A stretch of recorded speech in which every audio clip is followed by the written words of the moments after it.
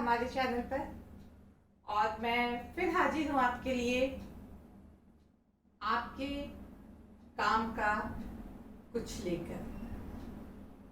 और आज का जो हमारा टॉपिक है वह मैंने पर्यावरण से ही लिया है, क्योंकि कुछ बच्चों की फरमाइश है कि पर्यावरण के कुछ टॉपिक पे मैं सहज सरल तरीके से अपने स्टाइल में कुछ बता दूं। तो आज मैं आपके सामने फिर से पर्यावरण से संबंधित एक महत्वपूर्ण विषय लेकर आई हूँ।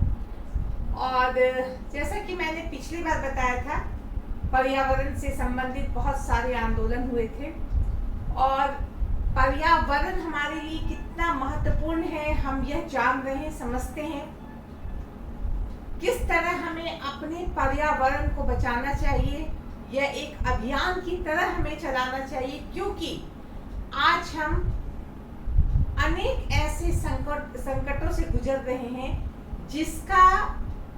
जिसके मूल में पर्यावरण संकट ही है। पर्यावरण का अर्थ क्या है? पर्यावरण का अर्थ है हमारे चारों तरफ बना हुआ आवरण, यानी हमारे आसपास प्रत्यक्ष अप्रत्यक्ष रूप से, भौतिक जैविक रूप से, किसी भी तरह से हम जिसके अंदर हैं, जिससे घिरे हुए हैं, वही पर्यावरण है। हम हवा के बीच में हैं, हवा से घिरे हुए हैं। हमारे लिए पानी महत्वपूर्ण है। हम जमीन पे खड़े हैं, मिट्टी हमारे लिए महत्वपूर्ण है। हमारे सामने आसपास जो आवाजें आ रही है वह उसके बीच में है हम।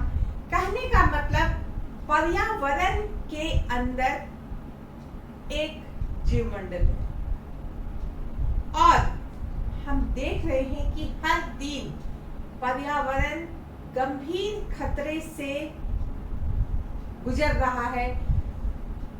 बहुत ही ये जो दौर है खतरनाक है, जिसका हमें प्रमाण मिलता है। कभी अनावृष्टि, कभी अतिवृष्टि, कभी बाढ़, कभी भूकंप, सुनामी, ये जितने भी प्राकृतिक आपदा हैं यह पर्यावरण से ही जुड़े हुए हैं। और ये जो संकट है इसमें हमारी जो भूमिका है वह बहुत ही महत्वपूर्ण है। हमारी मतलब हमारी नहीं, हम सबों की, हम मानव प्रजाति की भूमिका बहुत महत्व है, खासकर मानव की। इस धरती पे और भी जीव हैं, लेकिन मानव की भूमिका पर्यावरण को संकट में डालने के लिए सबसे अधिक है। तो आज मैं बात करूंगी आपके सामने पर्यावरण प्रदूषण। पर्यावरण प्रदूषित हो रहा है और इसके प्रकार किस किस तरीके से प्रदूषित हो रहा है। तो यह जो विषय है पर्यावरण, यह बहुत सीमित क्षेत्र में फैला हुआ चीज नहीं है। इसका, जैसा कि मैंने बताया था, बहुत बृहद क्षेत्र में इसकी अगर हम चर्चा करें तो महीनों लग सकते हैं पर्यावरण पे चर्चा करने पे। लेकिन हमारा मुख्य काम है कि कॉन्सेप्ट क्लियर करना, सरलता से आपको समझा देना। हमने अभी बताया पर्यावरण प्रदूषण, ये अपने आप में बहुत बड़ी बात है। इसके बहुत प्रकार है, बहुत सारे कारण हैं। प्रकार मतलब बहुत सारे प्रकार है प्रदूषण के। तो इनमें से मैं कुछ प्रदूषण को आपके सामने बताऊंगी, कुछ प्रदूषण के बारे में, और बताऊंगी यह कैसे होता है और इसके क्या उपाय हैं, कैसे हम वो काम ना करें जिससे जो हम प्रदूषित कर रहे हैं, चाहे जल हो, वायु हो, ध्वनि हो, मिट्टी हो, किसी भी चीज को जो हम प्रदूषित कर रहे हैं वो ना करें।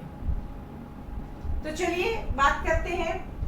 सबसे पहले हम बात करते हैं कि हम देख रहे हैं वायु कितनी प्रदूषित हो गई है। हमें वायु दिखता तो नहीं है, लेकिन प्रदूषित वायु के हम शिकार हो रहे हैं। आए दिन लोग देख रहे हैं मास्क लगा के चलने को मजबूर हैं। हवा में इतने डस्ट हैं, इतने जहरीले गैस हैं कि वो हम अनायास ही अपने अंदर डाल लेते हैं और उसका प्रभाव हमारे शरीर पे पड़ रहा है।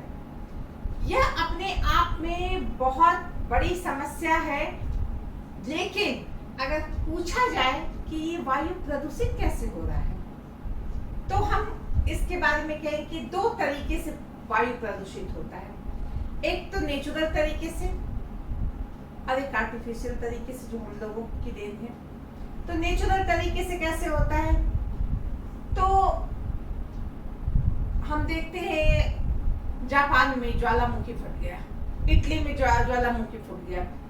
इससे क्या होता है, धुआं, लावा, गैस, छोटे छोटे धातु, छोटे छोटे कण निकल करके हवा में फैलते हैं और यह उस क्षेत्र को प्रदूषित कर देते हैं, उस क्षेत्र के हवाओं को प्रदूषित कर देते हैं।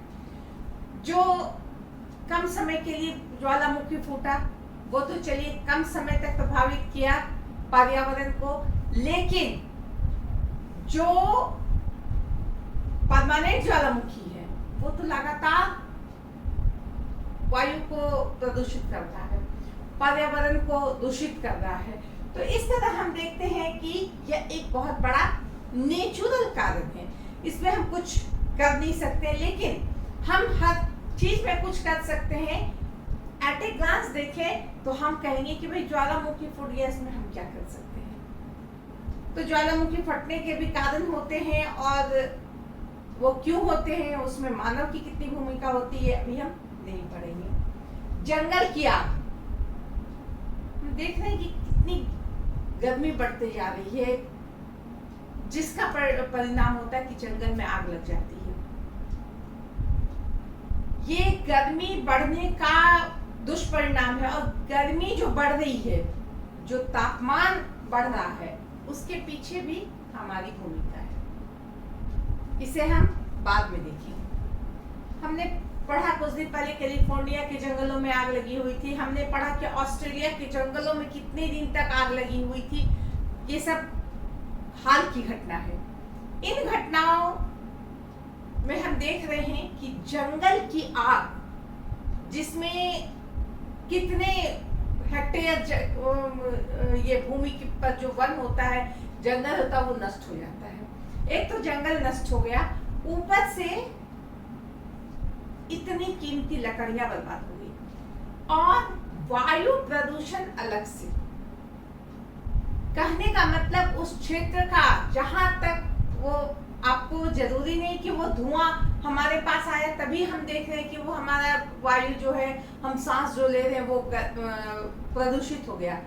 वो दिखाई नहीं देता है, लेकिन वो लाखों किलोमीटर तक चला जाता है उसका प्रभाव, और लोग उससे प्रभावित होते हैं, और उस तरह तरह की बीमारियां उससे अनायास ही हमारे शरीर में आ जाती है, हमें पता भी नहीं चलता है। इसी तरह हम देखते हैं कि बहुत सारे ऐसे काम ये हैं जो अपने आप होते हैं प्राकृतिक नेचुरल रूप में, और वायु को गंदा करते हैं।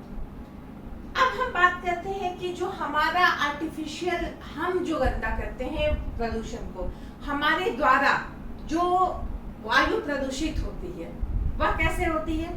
भाई हम तो बहुत मॉडर्न हो गए हैं, हम विकासवादी हो गए हैं, हम विकास के सिद्धांतों पे चलते हैं, हमें अधिक से अधिक सुख सुविधा चाहिए, हमें अधिक से अधिक आराम चाहिए। इसके कारण हम क्या करते हैं, दिन प्रतिदिन जंगल काटते हैं, दिन प्रतिदिन पेड़ काटते हैं। क्या होता है उससे, पेड़ जो कार्बन डाइऑक्साइड को सोखता है, ऑक्सीजन को हम लोगों के लिए देता है। ये एक इतना बड़ा नेचुरल मशीन है, प्रकृति प्रदत्त, लेकिन हम लोग खुद ब खुद उन पेड़ों को काटते हैं अपनी सुख सुविधा के लिए, अपने आराम के लिए, अपने दिखावे के लिए। और हमारे पास अधिक से अधिक उद्योग धंधे हो, तभी हम एक समृद्ध राष्ट्र कहे जाएंगे, हमारा समाज अधिक समृद्ध होगा, हमारे यहाँ रोजगार होगा, हमारे यहाँ लोग अधिक से अधिक आराम से रहेंगे, पैसा होगा। इसके तहत हम लोग क्या करते हैं, एक से एक उद्योग धंधे की स्थापना होती है, और इन उद्योग धंधे से जो धुआं निकलता है वह मानव के लिए अहितकारी होता है, बहुत ही ज्यादा अहितकारी होता है। परिवहन की हम बात करें, हम बस, ट्रेन, हवाई जहाज, पानी के जहाज, किसी भी तरह का परिवहन का साधन को हम सामने लाते हैं तो हम देखते हैं उससे भी वायु बहुत अधिक प्रदूषित होता है। एक समय था जब हम देखते थे सड़क में कितनी कम गाड़ियां चलती थी, और आज के समय हम देखते हैं कि अनगिनत गाड़ियां सड़क पे आ गई हैं। बैठने वाले एक हैं और इतनी बड़ी गाड़ी चल रही है, मतलब कि पूरे सड़क में गाड़ियां रेंग रही है। कहते हैं ये तो बड़ी प्रतिष्ठा की बात हुई कि हमारे यहाँ गाड़ी है, हमारे शहर में बहुत गाड़ियां हैं, हम यहाँ पे जो है परिवहन व्यवस्था बहुत अच्छी है, सड़कें बहुत अच्छी है। लेकिन इसके अंदर अगर हम झांकें तो हम क्या देखेंगे कि इन परिवहन के कारण, ये हम जानते हैं कि उसके बिना काम नहीं चल सकता है। ये अलग बात है कि हमें ट्रेन भी चाहिए, हमें बस भी चाहिए, हमें अपनी कार भी चाहिए, हमें हवाई जहाज भी चाहिए, लेकिन हम इसका प्रयोग करने में कोताही नहीं बरतते हैं, खुल के प्रयोग करते हैं। अगर हम चाहें तो इसका कुछ विकल्प ढूंढ सकते हैं जिससे पर्यावरण प्रदूषित ना हो।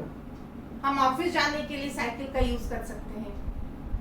हम अगर बगल में हो, अगर हमारे बस की बात हो तो, या हम 4 आदमी मिलके एक का यूज कर सकते हैं, गाड़ी का यूज कर सकते हैं। ऐसे बहुत सारे उपाय हैं जिससे हम प्रदूषण का लेवल को कम कर सकते हैं, लेकिन हम ऐसा नहीं करते हैं। आए दिन रासायनिक प्रयोग होता है, चाहे खेतों में रसायन डाला जा रहा है, चाहे हम पेस्टिसाइड्स का यूज कर रहे हैं, अपने आसपास हम कीड़े मकोड़ों तिलचट्टों को मारने के लिए पेस्टिसाइड का यूज करते हैं। तो इस तरह से हम देखते हैं कि अनायास ही हम वायु को प्रदूषित कर देते हैं, उसी वायु को जिसे हम सांस में अपने शरीर के अंदर डालेंगे सांस के रूप में। और इस तरह से दिन प्रतिदिन इन जो हमारे प्राकृतिक जो हमारे संसाधन है उसे हम बर्बाद किए जा रहे हैं। तो हम आज बहुत ही शॉर्ट में बताएंगे, सिर्फ उद्देश्य होगा समझाना। जब हम उद्योग में हम देख रहे हैं कि किस तरह से वायु प्रदूषित हो रही है, खासकर हम देखेंगे कि किसी सूती वस्त्र उद्योग का जहाँ पे उद्योग होता है, कपड़ा बुनाया जाता है, वहां की वायु बहुत अलग तरह से प्रदूषित होती है। कपास के जो छोटे छोटे कण होते हैं वो रुई के कण निकल करके मनुष्य के शरीर में चले जाते हैं। इसके अलावा जो रंगाई के लिए या अन्य कामों के लिए जो केमिकल का यूज किया जाता है, वह भी जो है ना सिर्फ वायु को बल्कि जल को भी प्रदूषित कर रहा है।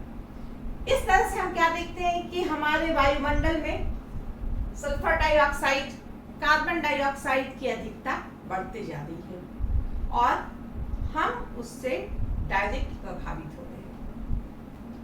अब हम बात करते हैं जल प्रदूषण की।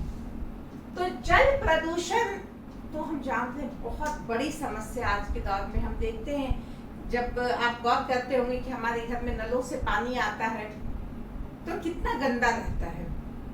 कारण क्या है? क्योंकि हम अपने जलाशय को खुद से गंदा करते हैं। हमारे यहाँ जो औद्योगिक प्रगति हो रही है, जो नए नए उद्योग धंधे लग रहे हैं, उससे जो अपशिष्ट निकलता है, यानी उससे जो बेकार कचरा जो निकलता है, वह नदी में ही फेंक दिया जाता है। चाहे वो गंगा नदी हो, चाहे यमुना नदी हो, चाहे हमारे शहर का छोटा मोटा कोई भी नदी हो, वह उद्योग धंधों से निकला हुआ जो कचरा होता है, जो अपशिष्ट होता है, उसे बहाने के काम में आता है। यह एक बहुत बड़ी कमी है हमारे यहाँ कि जल का प्रदूषण में इसका बहुत अधिक हाथ होता है। जैसे कानपुर में वहाँ चमड़े का उद्योग है, सूती वस्त्र का कपड़े का उद्योग है और वहाँ गंगा नदी भी है। हम देखते हैं कि इन उद्योग धंधों के कारण गंगा नदी का जल बहुत अधिक प्रदूषित हुए जा रहा है। इसके अलावा हम कहेंगे कि रासायनिक प्रयोग जो हम देखते हैं, हमारे आजकल हर बात में हम केमिकल का यूज करते हैं और उसका प्रभाव हमारे हम खेत में पेस्टिसाइड डाल रहे हैं, उर्वरक डाल रहे हैं, हम कीड़े मकोड़ों को मारने के लिए हम दवाई डाल रहे हैं। यह घूम फिर करके पानी में मिल जाता है और ये पानी प्रदूषित हो जाती है, जो मानव के लिए, पशु के लिए, सबके लिए हानिकारक है, उसके सेहत के लिए हानिकारक है। इसके अतिरिक्त हम देखते हैं कि हम लोग खुद ऐसा काम करते हैं, पूजा पाठ कर रहे हैं, उसका जो विसर्जन के लिए हम लोग पानी में डाल देते हैं, फूल, कपड़ा, राख, जो भी हुआ हम उसे आराम से जल में डाल देते हैं और अपने हाथ से जल को प्रदूषित कर देते हैं। बहुत जगह हम देखते हैं, अभी कोरोना काल में हमने देखा कि कितने सारे शवों को नदी में बहा दिया गया, गंगा नदी में। ये कितना बड़ा गुनाह है कि हम अपने जल को, अपने नदियों को, अपने नदी के पानी को इस तरह से प्रदूषित कर रहे हैं खुलेआम। इसका कोई जो विकल्प होगा वह करना चाहिए, ना कि तो ये बहुत ही सामान्य बात है। पशु अगर मर गए हैं तो उसे पानी में डाल देना, जो घर का जो कचरा निकल रहा है, नालियों का कचरा निकल रहा है, वह सब जा करके अंतर नदी में मिला देना, यह जल प्रदूषण का बहुत बड़ा कारण है और हम ही इसके करने वाले हैं। हम मानव इसमें बहुत बढ़ चढ़ कर की भूमिका निभाते हैं। तो इस तरह से हम देखते हैं कि हम लोग जल को किस तरह से प्रदूषित करते हैं। समुद्र में बड़ी बड़ी जहाजें चल रही हैं, उन जहाजों में पेट्रोलियम का यूज होता है। कभी कभी ऐसा होता है कि पेट्रोल लीक कर जाता है, कितनी सारी मछलियां, कितने सारे जल जीव खतरे में आ जाते हैं।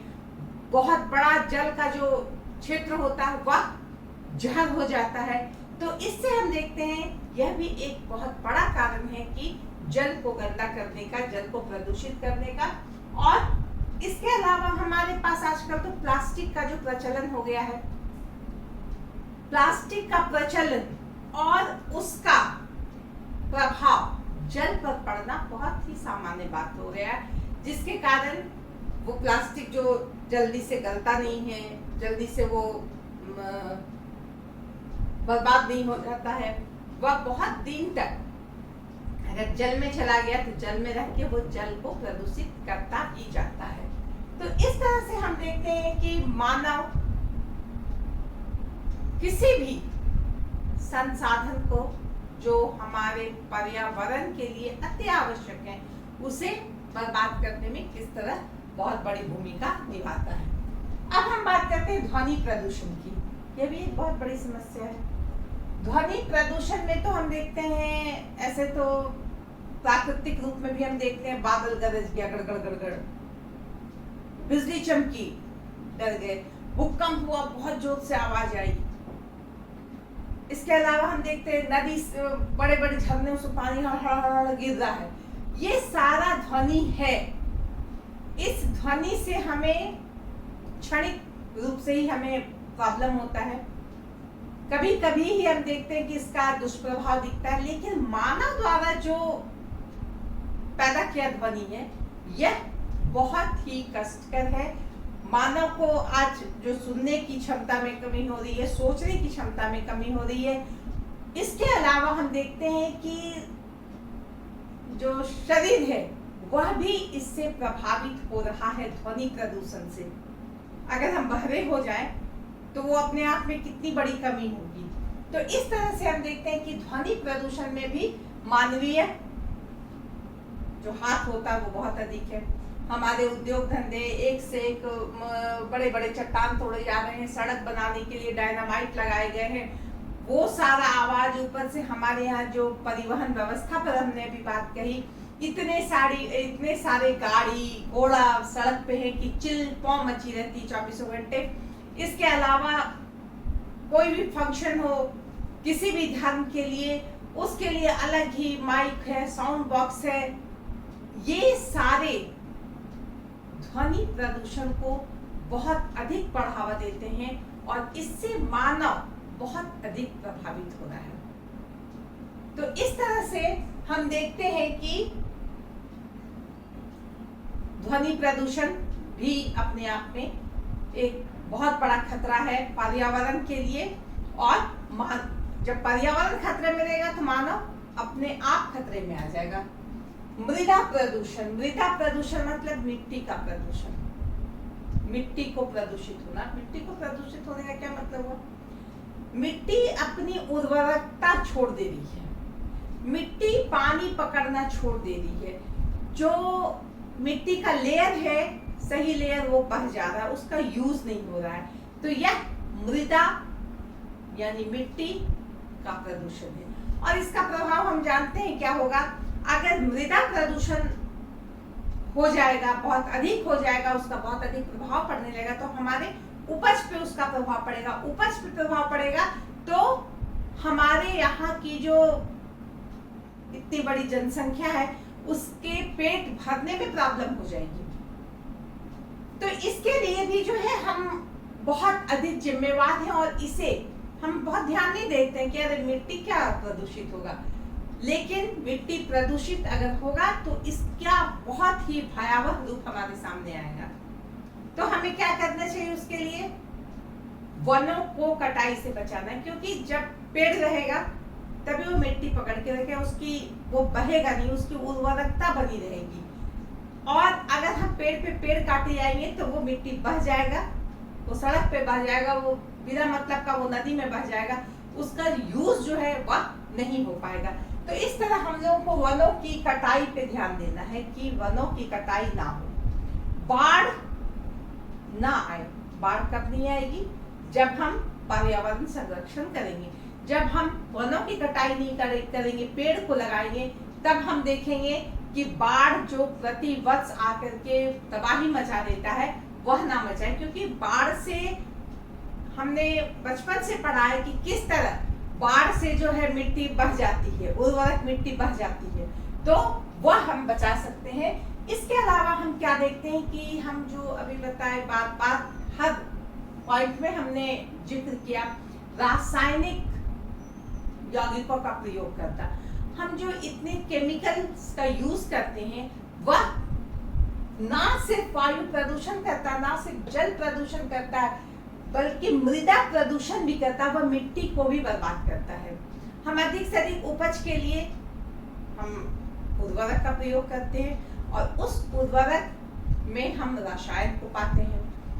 हम फसल में कीड़ा ना लगे, किसी तरह का उसमें हानि ना पहुंचे, उसके लिए भी हम उर्वरक का यूज करते हैं। हम उर्वरक का यूज क्षणिक रूप में करके उससे बहुत फायदा पा लेते हैं, वाह बहुत मजा आया, बहुत अच्छा सब कुछ हुआ। लेकिन अगर हम उसका दूरगामी प्रभाव देखें तो हम क्या देखते हैं कि वो मिट्टी जो बहुत अच्छा फसल दी थी एक समय में, दो समय में, अब उसकी उर्वरकता जो है, उसका जो नेचुरल उर्वरकता है वह खत्म होती जाती है। तो इस तरह से इन सबों को बचाने के लिए, इन सबों से हमें दूर होने के लिए, वायु प्रदूषण से मुक्त होने के लिए, जल प्रदूषण से मुक्त होने के लिए, ध्वनि प्रदूषण से मुक्त होने के लिए, मृदा प्रदूषण से मुक्त होने के लिए हमारे पास क्या उपाय है? पेड़ लगाना। पेड़ लगाना, पर्यावरण के प्रति लोगों को जागरूक करना, पेड़ों को कटने नहीं देना, और जहां तक हो सके हमें अपनी आवश्यकताओं को कम करना, हमें अपनी सुविधा भोगी जिंदगी को कम सुविधा भोगी बनाना। बहुत ज्यादा आराम तलब होना गलत है। बहुत ज्यादा जो हम दिखावे पे जाते हैं तो इसका परिणाम यह होता है कि हम पता नहीं चलता, वो ऑटोमेटिक हो जाता है कि पेड़ पे पेड़ कटते जाते हैं। दिखावे के लिए लकड़ी का महल बन रहा है, लकड़ी के फर्नीचर बन रहे हैं। अगर आवश्यकता नहीं हो तो भी आज लोग पुराने को फेंक करके नया लेते हैं। हमें क्या करना है? किसी भी चीज को फिर से प्रयोग में लाने के लिए हम जो कर सकते हैं वो करें, ना कि हम पेड़ काट दे, वनों को छांट दे। ये सब काम ना करें। अगर ऐसा हम करेंगे तो हम क्या देखेंगे, कल को मानव ही खतरे में आ जाएगा। वो दिखावा क्या करेगा, वो सुख क्या भोगेगा, बाढ़ आ जाएगा ऐसा कि वो सारा कुछ बह जाएगा। ऐसी जो जंगलों की आग होती है, इस तरह की आग से हम देखते हैं किस तरह पशु पक्षी प्रभावित होते हैं, कितने लोगों को अपना घर छोड़ करके भागना पड़ता है। तो इस तरह इन परिस्थितियों से हमें गुजरना ना पड़े, तो हमें इन प्रदूषणों को अपने स्तर से अपनी कोशिशें कम जरूर करना चाहिए। तो आज मैं इससे यहाँ समाप्त करती हूँ।